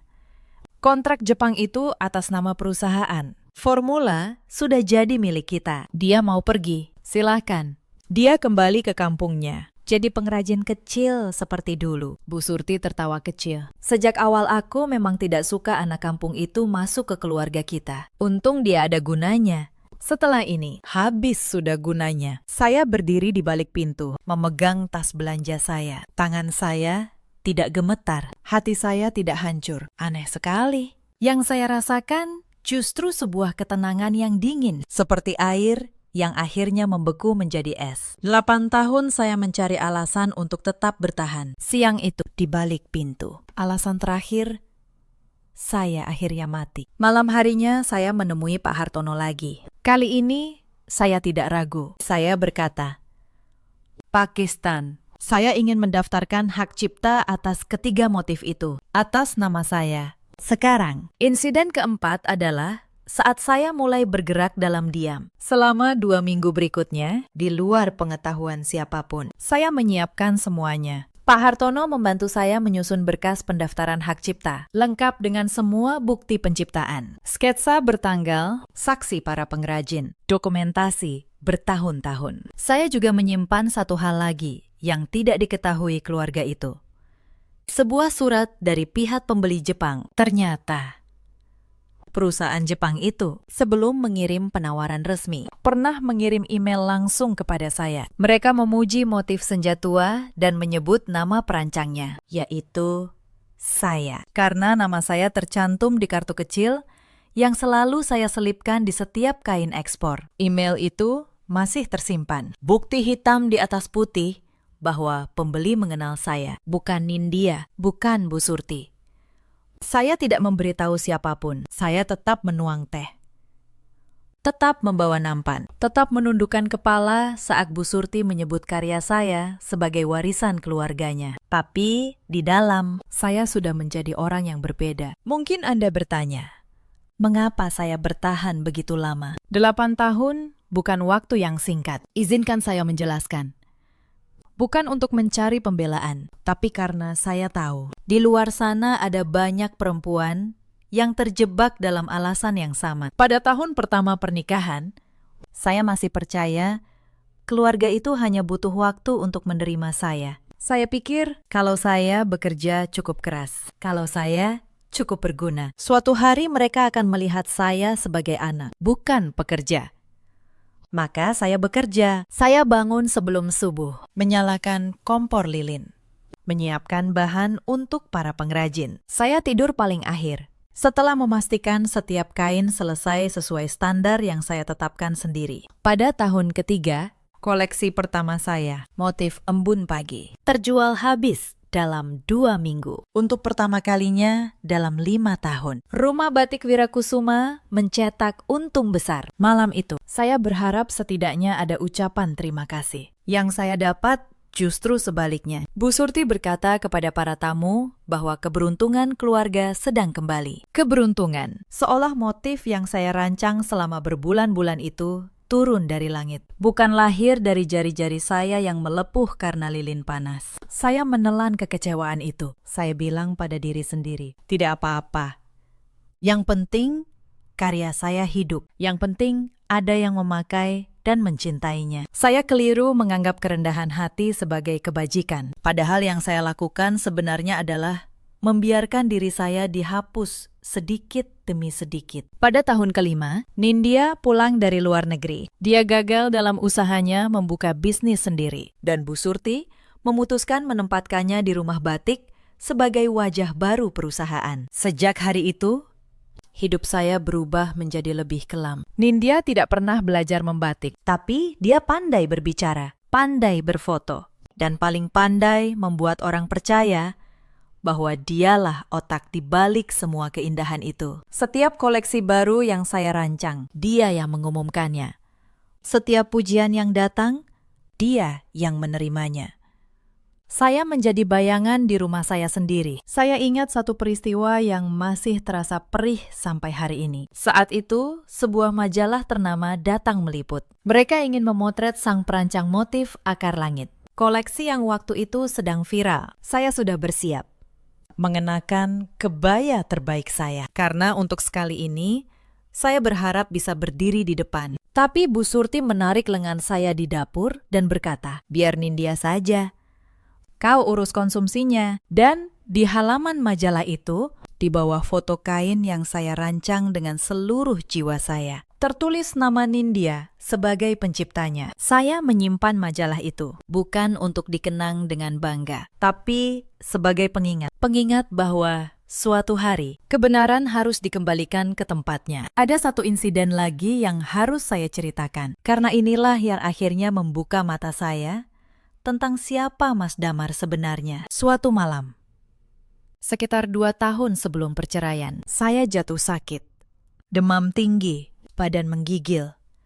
Saya sudah bekerja tanpa henti selama berminggu-minggu menyelesaikan pesanan besar. Malam itu saya hampir tidak bisa bangun dari tempat tidur. Tapi pagi harinya ada pengiriman penting yang harus saya awasi sendiri. Karena hanya saya yang tahu cara memeriksa kualitas warna. Saya meminta Mas Damar menundanya 1 hari. Hanya 1 hari. Supaya saya bisa pulih. Dia menatap saya, lalu berkata, "Rani, pesanan ini penting. Ibu sudah janji ke pembeli. Kau bisa kan? Sebentar saja." Dia tidak bertanya bagaimana keadaan saya. Dia tidak menyentuh dahi saya. Dia hanya memikirkan pesanan. Pagi itu, dengan tubuh yang masih demam, saya berdiri di ruang produksi, memeriksa setiap helai kain. Sementara Nindya berfoto di depan hasil kerja saya untuk media sosialnya. Saat itulah saya sadar, di rumah ini saya lebih dihargai sebagai mesin daripada sebagai manusia. Dan Mas Damar, lelaki yang berjanji menjaga saya, adalah orang pertama yang lupa bahwa saya juga bisa lelah, bisa sakit, bisa hancur. Sejak malam itu, sesuatu di dalam saya mulai berubah. Saya berhenti berharap. Dan ketika seseorang berhenti berharap, dia mulai berpikir jernih. Saya mulai menyimpan semua bukti karya saya dengan rapi. Saya memberi tanggal pada setiap sketsa. Saya menyimpan email-email dari pembeli. Saya merekam diri saya sendiri saat melatih para pengrajin meracik warna. Saya tidak tahu kapan saya akan membutuhkannya. Tapi saya tahu, suatu hari, semua ini akan menjadi penyelamat saya. Saya juga diam-diam mengubah formula pewarna andalan saya. Yang saya tulis di buku catatan hanyalah versi lama. Versi yang menghasilkan warna mendekati, tapi tidak sempurna. Versi yang sempurna, dengan takaran dan teknik yang sebenarnya, hanya ada di kepala saya. Bukan karena saya curiga waktu itu, tapi karena naluri seorang pengrajin selalu menjaga rahasia tangannya. Naluri itu kelak menyelamatkan saya. Itulah sebabnya ketika buku catatan saya dicuri, saya tidak panik. Karena yang mereka curi hanyalah kulit. Isinya jiwa dari warna itu. Tidak pernah bisa mereka rampas. Mari saya kembali ke rangkaian peristiwa menjelang malam itu. Karena masih ada hal-hal yang membuat hati saya semakin yakin dengan keputusan yang akan saya ambil. Seminggu sebelum jamuan besar, saya mendengar Bu Surti dan Nindya berbicara dengan seorang pengacara keluarga. Mereka sedang menyiapkan strategi agar setelah saya menandatangani surat penyerahan karya, saya tidak bisa menuntut apapun di kemudian hari. Mereka bahkan sudah menyiapkan sejumlah uang, 200 juta rupiah, untuk diberikan kepada saya sebagai tanda terima kasih sekaligus pembungkam. 200 juta. Itulah harga yang mereka tetapkan untuk 8 tahun hidup saya. Untuk 3 koleksi yang menyelamatkan perusahaan mereka. Untuk formula yang nilainya tak terhingga. Saya mendengar itu dan saya hanya bisa tersenyum getir. Karena mereka benar-benar tidak mengerti. Mereka pikir karya seni bisa dibeli seperti membeli kain meteran di pasar. Saya tidak mengambil uang itu. Saya tidak akan pernah menjual nama nenek saya, nama tangan saya, dengan harga apapun. Ada juga satu pengrajin muda bernama Sari yang masih sangat menghormati saya. Suatu hari dia datang menangis, bercerita bahwa Nindya memarahinya di depan umum karena hasil pewarnaan yang katanya jelek. Padahal, kata Sari, dia hanya mengikuti catatan formula yang salah, yang dicuri dari buku saya. Saya memeluknya. Saya bilang, "Bukan salahmu, Nak. Warna yang benar tidak ada di buku itu." Sari menatap saya bingung. Tapi malam itu, saya tahu ketika waktunya tiba, para pengrajin akan tahu di pihak siapa kebenaran berada. Setiap insiden itu, setiap penghinaan kecil, setiap kebohongan yang mereka bangun, semuanya menumpuk seperti bata yang menyusun sebuah dinding. Dan di balik dinding itu, saya menyiapkan diri, bukan untuk balas dendam, tapi untuk merebut kembali sesuatu yang lebih berharga dari apapun. Martabat saya 3 hari sebelum jamuan. Terjadi sesuatu yang membuat kepanikan di rumah Wirakusuma semakin menjadi-jadi. Pihak Jepang mengirim sampel kain yang mereka inginkan sebagai patokan akhir. Mereka meminta Wirakusuma memproduksi 1 lembar contoh dengan kualitas yang persis sama untuk diperiksa sebelum kontrak ditandatangani. Ini ujian terakhir dan tanpa formula yang benar. Ujian itu mustahil dilewati. Nindya, dengan percaya dirinya yang berlebihan, memerintahkan para pengrajin meracik pewarna sesuai catatan curian itu sekali lagi. Mereka mencoba dan mencoba, tapi hasilnya selalu sama. Warna senja yang seharusnya hangat keemasan selalu keluar menjadi coklat keruh, seperti teh yang ditinggalkan terlalu lama. Mereka mencoba merebusnya lebih lama, menambah takaran, mengganti jenis daun, sia-sia. Saya menyaksikan semua itu dari kejauhan, sambil tetap menjalankan tugas saya sehari-hari. Saya tidak menawarkan bantuan, bukan karena dendam, tapi karena saya tahu, jika saya menyelamatkan mereka sekarang, saya hanya akan kembali menjadi tangan tak bernama yang mereka peras seumur hidup. Pada hari kedua kegagalan itu, Bu Surti akhirnya datang ke kamar saya. Wajahnya tegang, tapi nadanya masih penuh keangkuhan. Beliau berkata, "Rani, kau tahu formula yang benar, kan? Ajarin Nindya, demi nama baik keluarga, demi suamimu." Saya menatap beliau lama. Lalu, saya bertanya dengan tenang, "Bu, kalau saya yang membuat warnanya, apakah nama saya akan disebut?" Beliau terdiam, lalu menjawab dengan jujur yang menyakitkan, "Untuk apa? Kau kan bagian dari keluarga. Yang penting, perusahaan selamat." Saya tersenyum.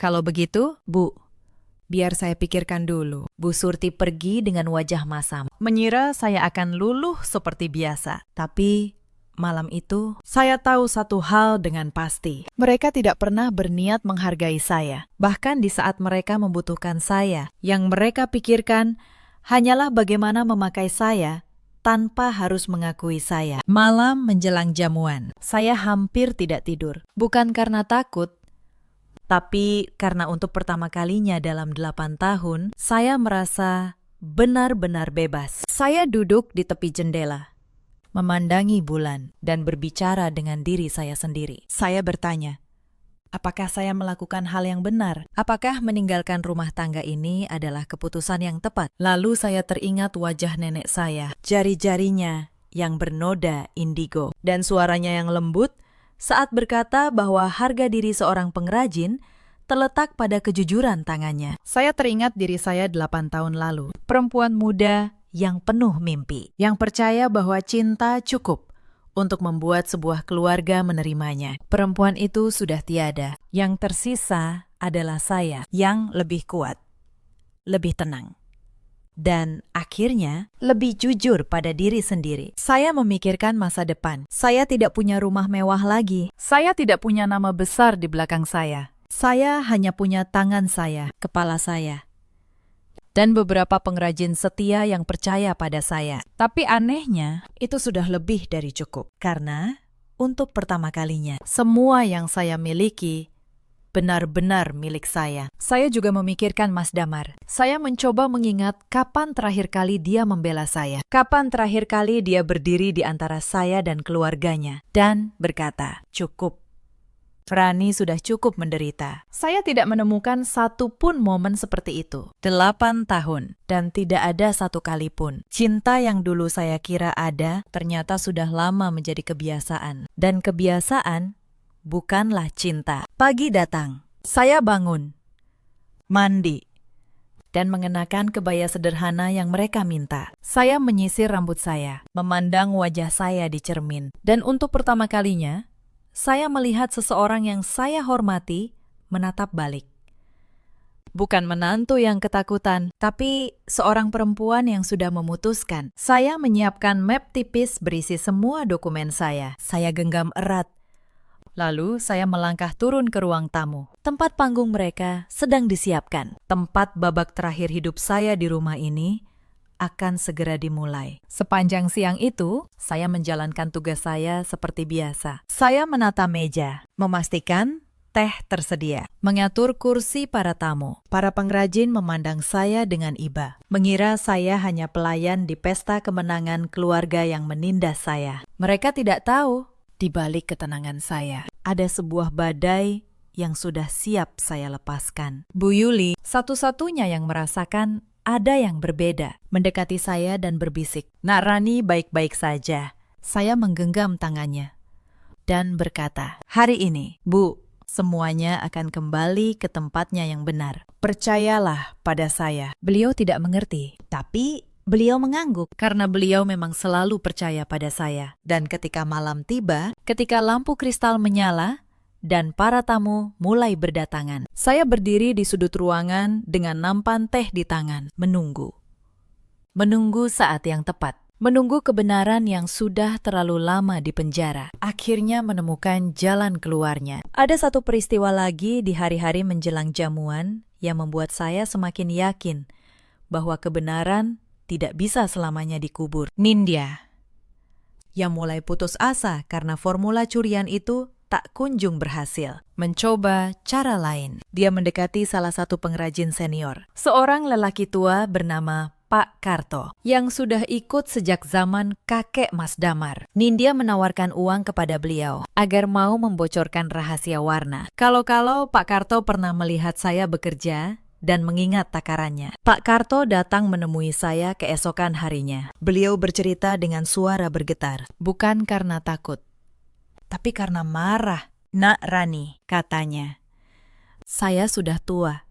Tapi saya tidak akan menjual harga diri saya. Mereka kira semua orang bisa dibeli. Mereka lupa ada hal yang lebih mahal dari uang." Saya menggenggam tangan beliau yang keriput. Dan untuk kesekian kalinya, saya sadar kesetiaan sejati tidak lahir dari uang, melainkan dari rasa hormat yang membuat saya terharu. Pak Karto bahkan tidak tahu formula yang benar. Tidak ada satu pengrajin pun yang tahu, karena saya selalu meracik bagian terpenting dari pewarna itu sendirian, di ruang kecil saya, jauh dari mata siapapun. Bukan karena saya tidak percaya pada mereka, tapi karena seperti kata nenek saya, ada rahasia yang harus dijaga seorang pengrajin sampai dia yakin pada siapa harus mewariskannya. Peristiwa kecil itu menjadi bukti terakhir bagi saya. Bukti bahwa keluarga Wirakusuma dalam keputusasaan mereka bersedia melakukan apa saja untuk merampas apa yang bukan milik mereka. Mereka mencuri buku catatan. Mereka menyiapkan surat penyerahan paksa. Mereka menyiapkan uang pembungkam. Dan kini, mereka mencoba menyuap pengrajin tua yang setia. Semuanya hanya untuk menghindari satu hal sederhana yang sebenarnya mereka bisa lakukan sejak awal. Mengakui saya dan menghargai saya. Tapi kesombongan memang punya harga. Dan malam jamuan itu, mereka akan membayarnya dengan lunas. Saya juga ingat, di sela-sela hari yang menegangkan itu, saya sempat menelpon ibu saya di kampung. Saya tidak menceritakan semua kesulitan saya, karena saya tidak ingin beliau cemas. Tapi saya berkata satu hal. Saya bilang, "Bu, sebentar lagi Rani akan punya tempat sendiri. Tempat di mana karya Rani dihargai." Ibu saya dengan suara teduhnya hanya berkata, "Nenekmu pasti bangga, Nak." Kain yang jujur memang selalu menemukan jalannya pulang. Kalimat itu, kalimat yang sama yang pernah diucapkan nenek saya, menjadi pegangan saya melewati malam terberat sekaligus paling membebaskan dalam hidup saya. Insiden kelima terjadi seminggu menjelang pertemuan besar dengan pembeli Jepang. Keluarga Wirakusuma memutuskan menggelar jamuan megah di rumah Menteng. Mereka mengundang relasi bisnis, kolega lama, bahkan beberapa wartawan media gaya hidup. Tujuannya jelas. Mereka ingin memamerkan kontrak ekspor itu seolah-olah itu buah dari kejeniusan keluarga mereka. Dan mereka ingin Nindya berdiri di tengah panggung sebagai sang perancang. Saya diberitahu peran saya malam itu, bukan sebagai perancang, bukan sebagai tamu. Saya diminta membantu di dapur dan menyajikan minuman. Bu Surti berkata dengan senyum yang dingin, "Kau lebih cocok di belakang, Rani. Biar Nindya yang tampil. Dia kan wajah Wirakusuma." Saya hanya mengangguk. "Baik, Bu." Saya tidak protes, saya tidak menangis. Karena saya tahu malam itu bukan panggung mereka. Itu panggung saya. Mereka hanya belum tahu. Insiden keenam adalah hari ketika rencana mereka mulai retak tanpa mereka sadari. 2 hari sebelum jamuan, pihak Jepang mengirim pesan. Mereka ingin memastikan satu hal sebelum menandatangani kontrak. Mereka meminta bertemu langsung dengan perancang motif senjatua untuk membahas detail teknis pewarna yang tidak bisa dijelaskan orang lain. Mereka menulis dalam bahasa yang sopan namun tegas bahwa keaslian formula adalah syarat mutlak kontrak. Bu Surti panik. Nindya panik.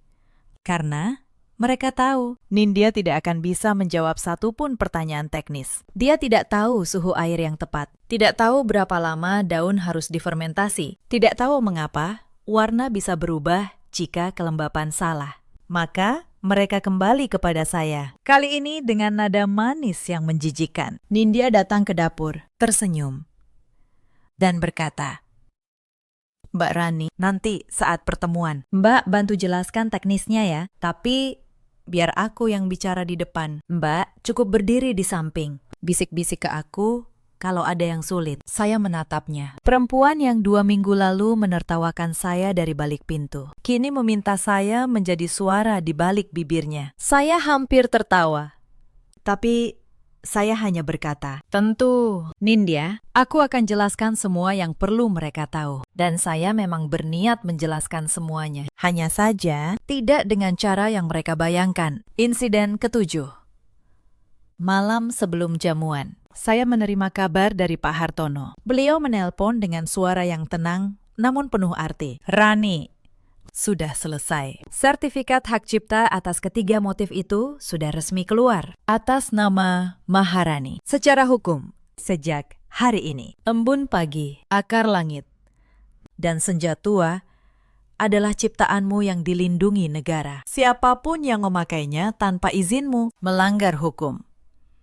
Saya memejamkan mata. 8 tahun. 8 tahun karya saya berjalan di bawah nama orang lain. Malam itu, untuk pertama kalinya, ia kembali pulang ke pangkuan penciptanya. Saya juga sudah berbicara dengan pihak Jepang secara langsung, lewat email pribadi. Saya jelaskan dengan jujur dan profesional bahwa sayalah perancang dan pemegang formula, dan bahwa saya bersedia melanjutkan kerjasama, tapi dengan kejelasan hukum tentang siapa pemilik karya. Mereka membalas dengan satu kalimat yang membuat saya tahu semuanya akan baik-baik saja. Mereka menulis bahwa mereka selalu menghargai pencipta sejati dan bahwa kontrak hanya bernilai jika dibuat dengan orang yang benar. Puncak malam itu tiba ketika perwakilan dari perusahaan Jepang datang. 3 orang berjas rapi masuk ke ruangan. Seluruh tamu bertepuk tangan. Bu Surti bangkit menyambut mereka dengan senyum termanisnya. Nindya bergegas maju, mengulurkan tangan, memperkenalkan diri dengan bahasa Inggris yang dia latih berhari-hari. "Selamat datang. Saya, Nindya Wirakusuma, perancang motif senja tua." Pemimpin rombongan Jepang itu, seorang pria tua berkacamata, menatap Nindya sebentar. Lalu dia menoleh ke seluruh ruangan dan bertanya dengan tenang, "Maaf, di mana Ibu Maharani?" "Kami datang untuk menemui beliau." "Senyap." Senyum Nindya membeku. Bu Surti tersedak ludahnya sendiri. Mas Damar menoleh ke arah saya dengan mata melebar. Dan saya masih memegang nampan teh di sudut ruangan. Perlahan meletakkannya di atas meja terdekat. Saya melangkah maju. "Saya Maharani," kata saya. "Terima kasih sudah datang jauh-jauh." Disinilah momen yang membuat seluruh ruangan yang tadi penuh tawa mendadak sunyi seperti kuburan. Bu Surti yang tidak bisa menahan diri langsung berdiri dan berseru, "Apa-apaan ini?" "Rani, kembali ke dapur. Tamu ini tamu keluarga kami." Suaranya melengking, memecah keheningan. "Dasar menantu tidak tahu diri. Siapa kamu berani tampil di depan tamu rumah ini? Kamu itu bukan siapa-siapa tanpa keluarga kami." Saya menatap beliau. "Tenang. Untuk pertama kalinya dalam 8 tahun, saya tidak menundukkan kepala." "Bu," kata saya pelan, namun cukup keras untuk didengar seluruh ruangan. "Selama 8 tahun, Saya memang bukan siapa-siapa di rumah ini. Tapi malam ini, izinkan saya memperkenalkan diri yang sebenarnya. Saya membuka map tipis yang sejak tadi saya simpan. Saya keluarkan lembar pertama. Ini sertifikat hak cipta. Resmi. Dikeluarkan negara. Motif embun pagi. Motif akar langit. Dan motif senja tua. Ketiganya terdaftar atas nama saya, Maharani.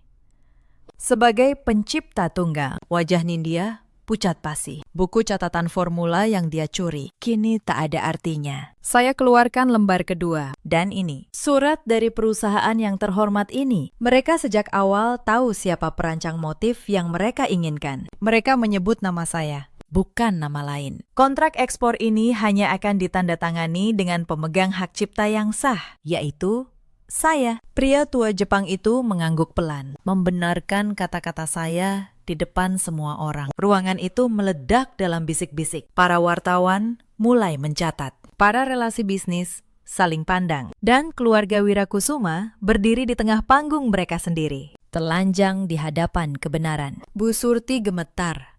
Kau merebut perusahaan keluarga kami, tidak? Bu, jawab saya. Saya tidak merebut apapun. Perusahaan ini tetap milik keluarga. Bangunannya, namanya, sejarahnya, semua tetap milik Anda. Saya hanya membawa pulang apa yang sejak awal memang milik saya. Tangan saya, karya saya.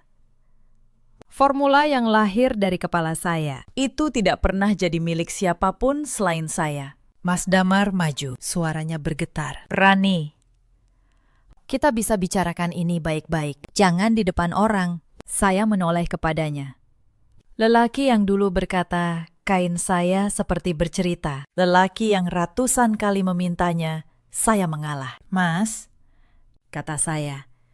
Dan untuk terakhir kalinya, saya menyebutnya begitu. Aku sudah mengalah selama 8 tahun. Aku mengalah sampai aku lupa siapa aku. Malam ini, aku tidak mengalah lagi. Saya mengeluarkan satu lembar terakhir dari map saya. Gugatan cerai yang sudah disiapkan Pak Hartono. Pengacara saya akan mengurus perceraian ini. Dan tentang kontrak Jepang, saya akan melanjutkannya. Tapi sebagai perancang merdeka dengan rumah batik saya sendiri. Para pengrajin yang ingin ikut, pintu saya terbuka. Yang ingin tinggal, silahkan tinggal. Bu Yuli, kepala pengrajin yang sudah 20 tahun mengabdi, berdiri dari kursinya di sudut. Diikuti 3, 5.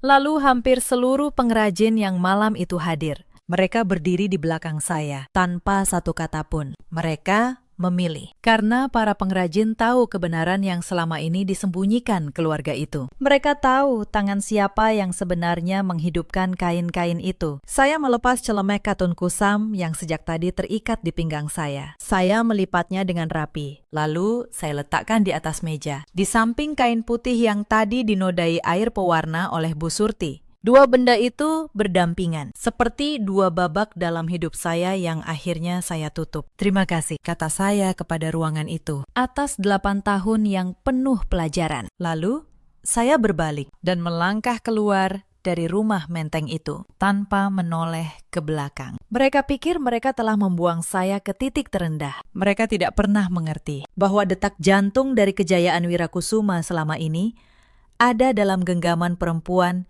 yang baru saja mereka hina di depan banyak orang. Saya ingin menceritakan sedikit lebih banyak tentang apa yang terjadi setelah malam itu. Karena disitulah letak pelajaran yang sebenarnya. Hari-hari pertama setelah saya meninggalkan rumah menteng. Tidak mudah.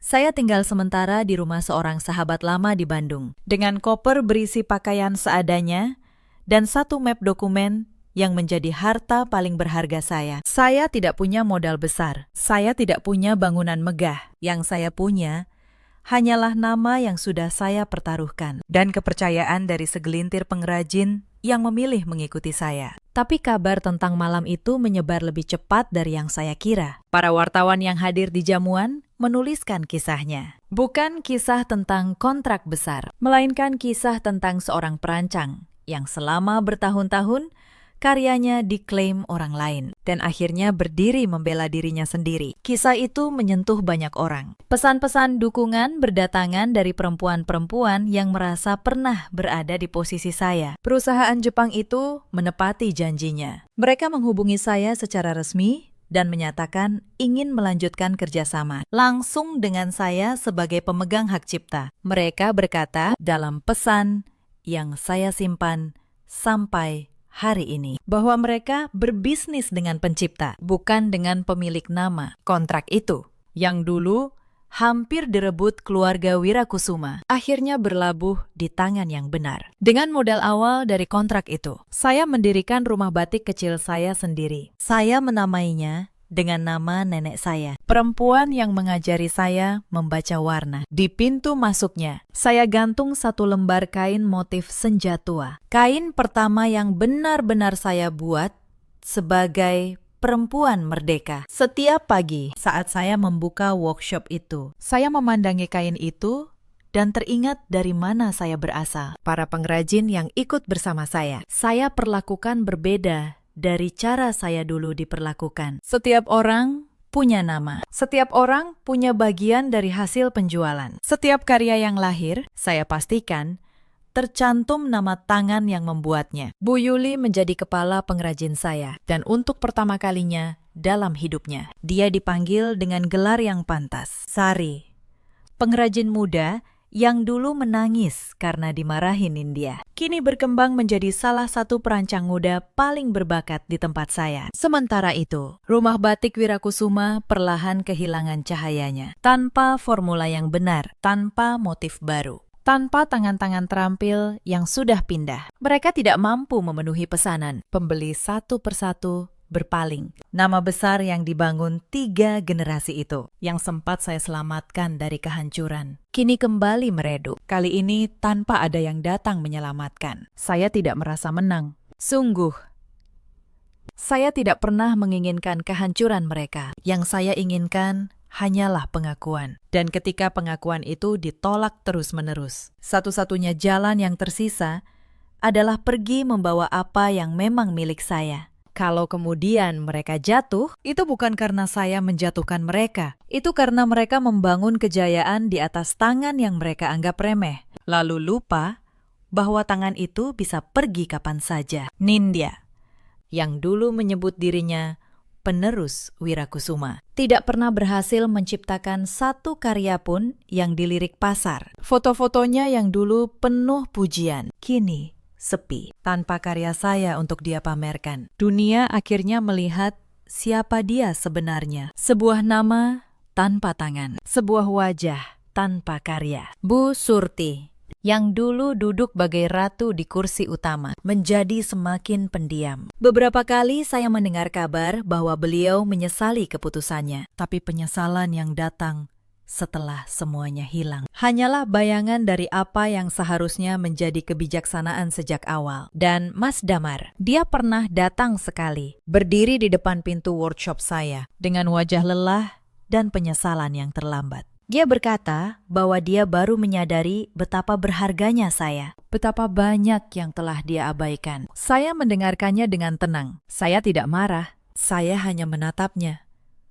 dan berkata bahwa beberapa hal sekali patah tidak bisa disambung kembali. Saya menawarinya teh.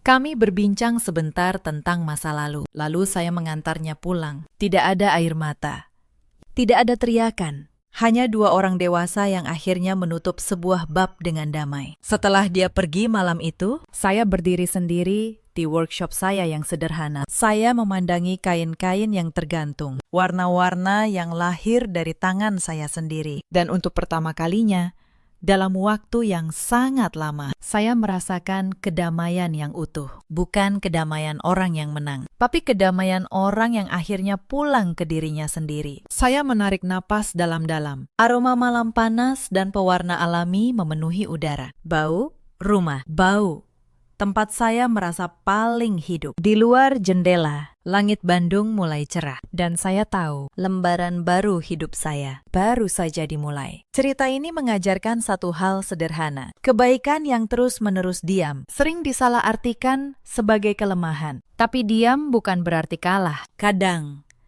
diam adalah cara seseorang menabung kekuatan. Sampai tiba saatnya berdiri. Di luar sana, ada banyak perempuan seperti saya dulu. Perempuan yang karyanya diakui orang lain. Yang pengorbanannya dianggap kewajiban. Yang diamnya diinjak-injak. Jika Anda salah satunya, ingatlah.